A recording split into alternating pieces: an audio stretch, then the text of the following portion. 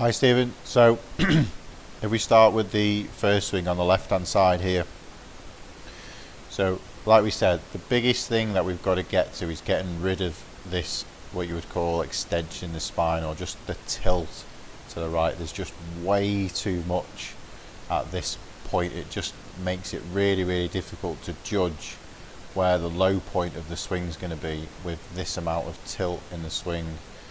You can see if the circle sits sort of perpendicular to this, you're going to have to change different things within the swing to judge where that sort of low point needs to be, so to speak. So it's got to be more this at address, got to be way more over the ball, just sat so far back behind it on that one.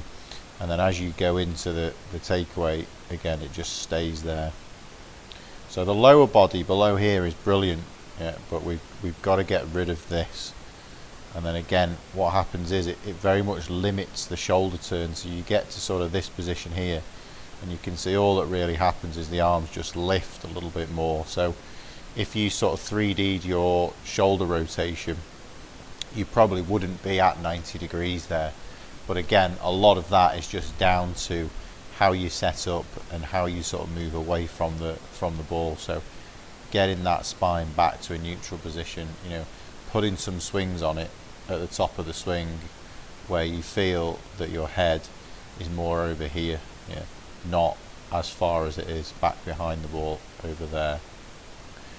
So when you look at it on the down the line angle, what it will happen is you get to this point obviously where you get a little bit of turn, and again all that happens from here is the arms just lift, so you don't really get that much depth. The shaft is obviously quite laid off, which is not a bad thing, but it looks more laid off than it is because the shoulder turn is quite you know, it's not as much as it should be.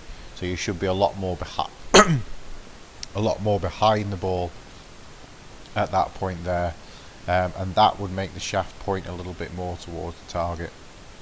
So as you move down here now, you you're really just stopping this shaft kicking out. We want it to remain in this position, but we want a little bit more depth, and we want it to we want it to stay behind the club. Stay behind the head, stay behind the hand. Sorry, on the way down. So I'm just going to get a drink and I'm choking to death. But I mean, other than those two things, you know, it is actually very good. The problem you're going to get with being a reasonable player is it's always harder to change because it feels so unnatural. So part of the battle with this is actually getting the swing to a point where you can do it on the course. You know, even just doing it on the range and videoing yourself, it's going to feel really strange. So you've really got two main things: spine tilt and getting more shoulder turn. Both things are basically interlinked anyway.